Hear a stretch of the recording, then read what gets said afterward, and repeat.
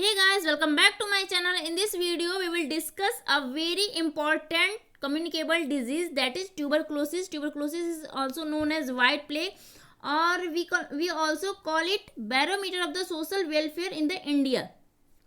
सो tuberculosis का जो positive agent होता है वो होता है माइकोबैक्टीरियम ट्यूबरकुलोसिस, एंड इसके जो दो मेजर सोर्सेज ऑफ इन्फेक्शन है वो है ह्यूमन एंड बोवाइन. ओके, तो बोवाइन फॉर्म जो होता है ना, ये कैटल से भी ह्यूमन को हो सकता है.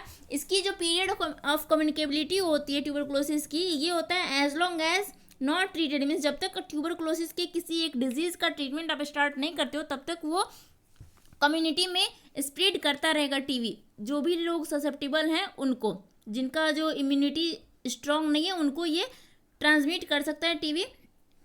सो मोड ऑफ ट्रांसमिशन अगर आप देखें तो मोड ऑफ ट्रांसमिशन इसका भी एयर ड्रॉपलेट्स के थ्रू ही होता है, क्योंकि ये भी एक रेस्पिरेटरी डिजीज है. तो इसका ट्यूबरकुलोसिस का इंक्यूबेशन पीरियड क्या होता है, तो इसका इंक्यूबेशन पीरियड काफ़ी वेरिएबल होता है, weeks to months to year. So weeks to months to year makes it a very variable incubation period. TB disease को barometer of social welfare of India माना जाता है. Okay, now let's see its current epidemiological situation. See इसका incidence of infection जो होता है ना, it's also known as ARI. इसको हम इंसिडेंस ऑफ इन्फेक्शन को ARI बोलते हैं. ARI मीन्स होता है annual risk of infection. Annual means जो पर ईयर होता है ना, तो एनुअल रिस्क ऑफ इन्फेक्शन, तो उसको हम ARI बोलते हैं शॉर्ट में.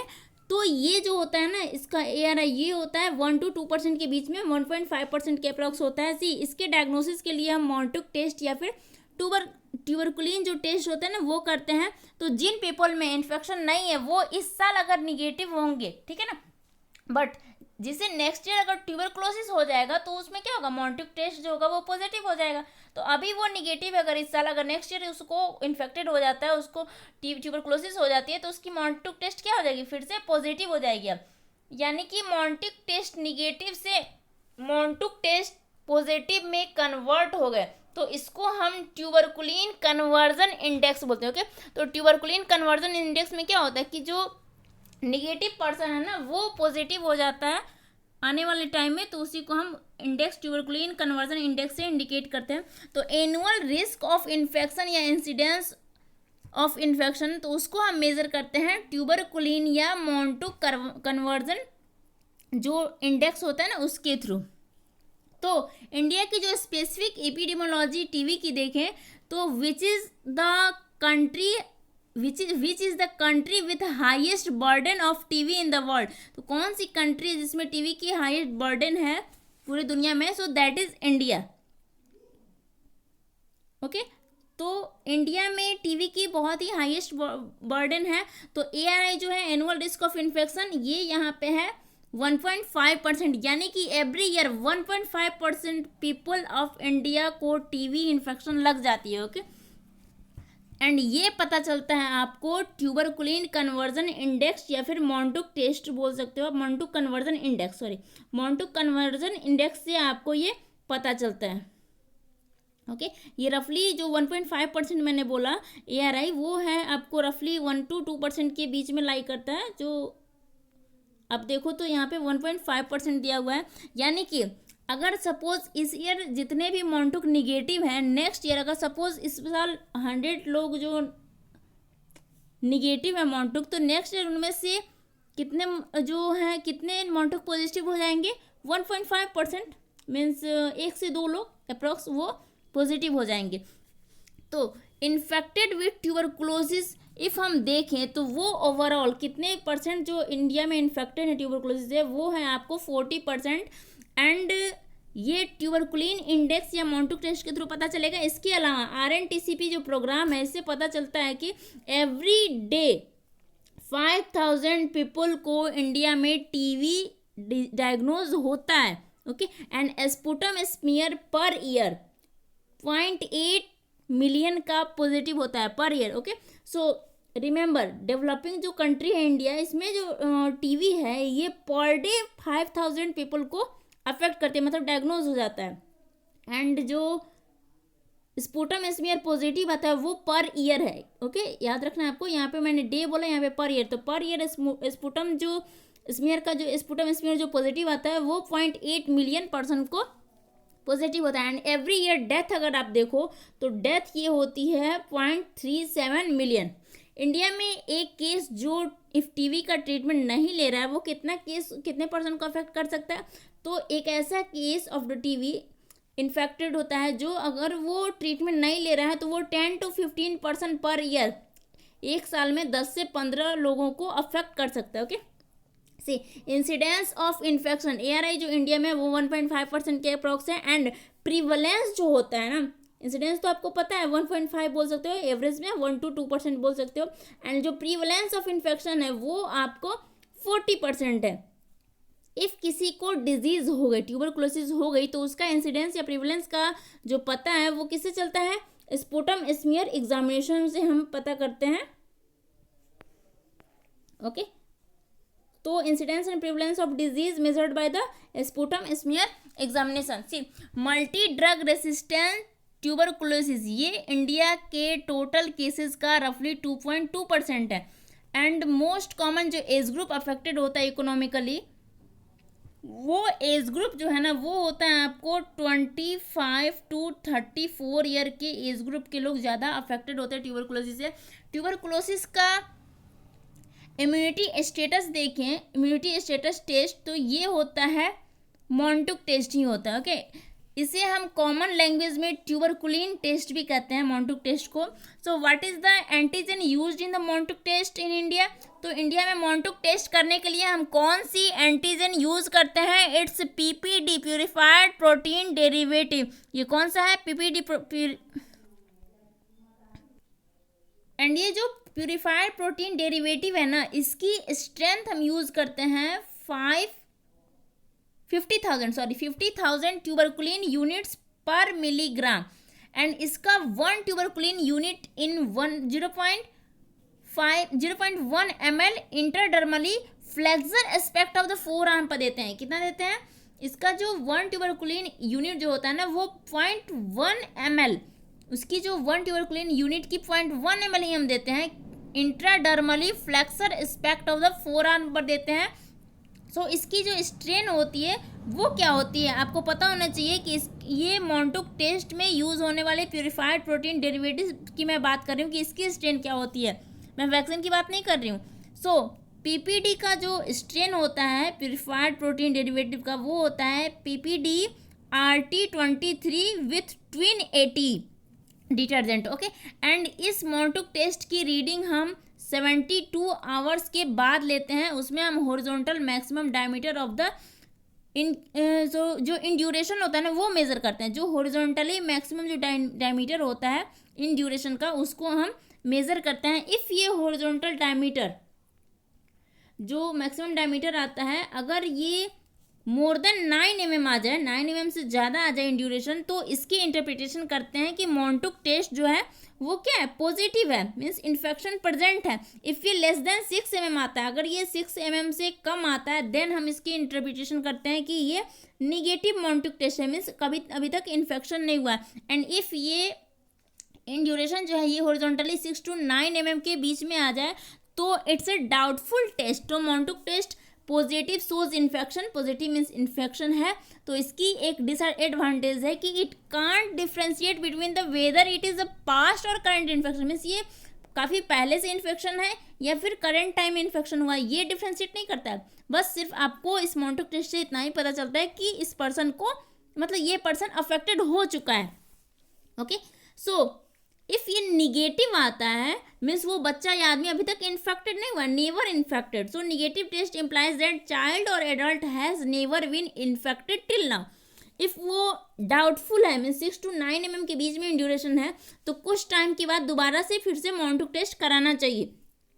इस मॉन्टुक टेस्ट में false positive and false negative भी आते हैं। तो फॉल्स पॉजिटिव मिलता है इंडिया जैसी कंट्री में बिकॉज यहाँ पे BCG जो वैक्सीन है ना इसकी हाई कवरेज है, इसकी कवरेज काफ़ी हाई है। एंड फॉल्स निगेटिव जो मॉन्टुक टेस्ट आता है ये मिलता है इम्यूनो सप्रेशन के केस में, लाइक HIV में, pertussis, measles, chicken pox, type 4 hyper sensitive में भी, टाइप 4 जो हाइपर सेंसिटिविटी होता है ना, उस केस में भी आपको फर्स्ट निगेटिव आता है मॉन्टुक टेस्ट। तो मॉन्टुक टेस्ट की इंटरप्रिटेशन आपको एग्जामिनेशन पॉइंट ऑफ व्यू से पता होनी चाहिए।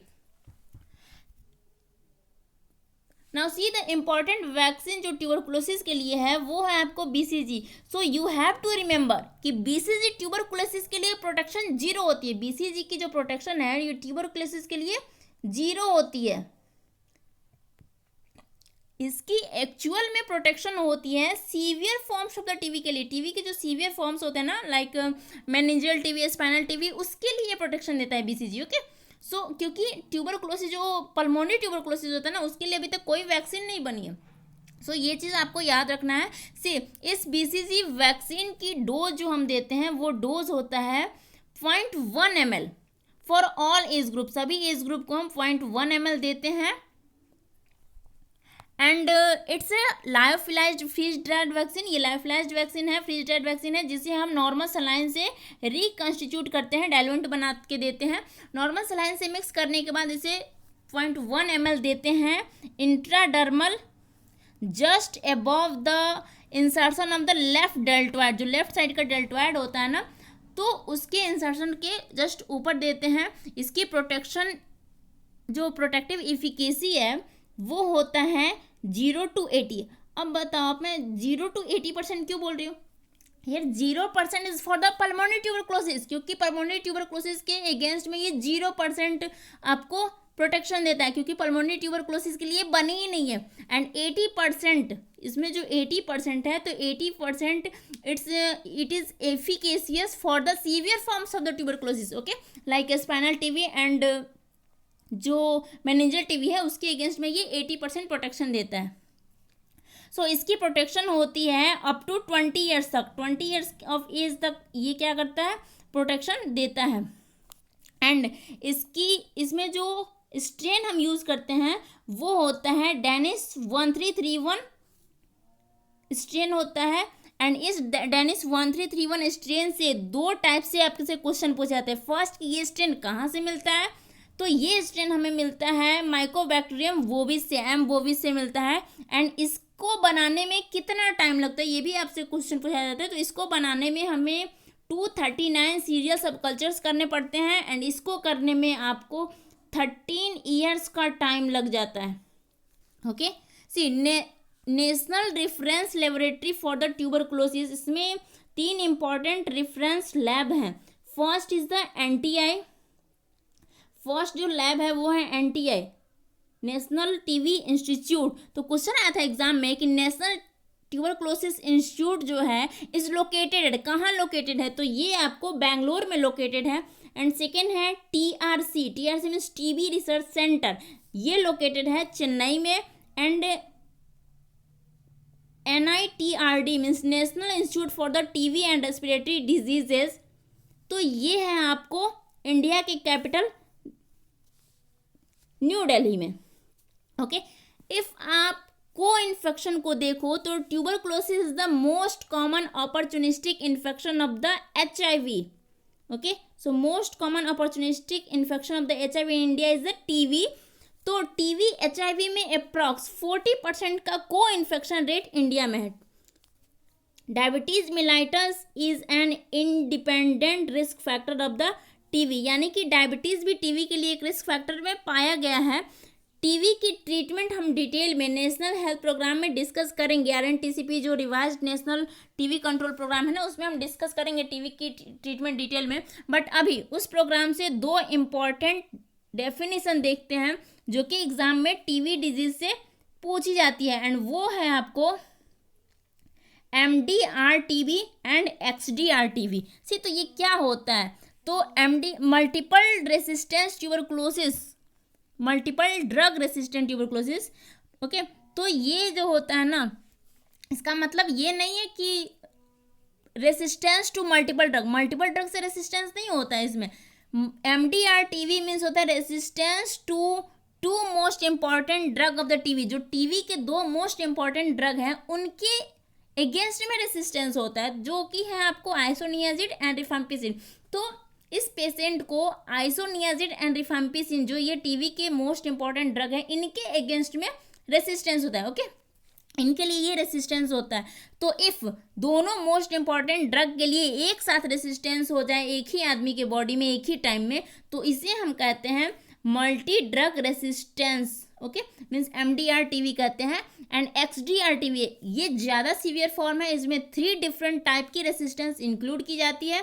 तो इसमें होता है resistance to isoniazid and rifampicin both at the same time, एक ही टाइम में आइसोनियाजिड एंड रिफाम्पिसिन दोनों के लिए रेसिस्टेंस होता है। इसके अलावा resistance to any one fluoroquinolone, okay, जो कि सेकेंड लाइन ड्रग है।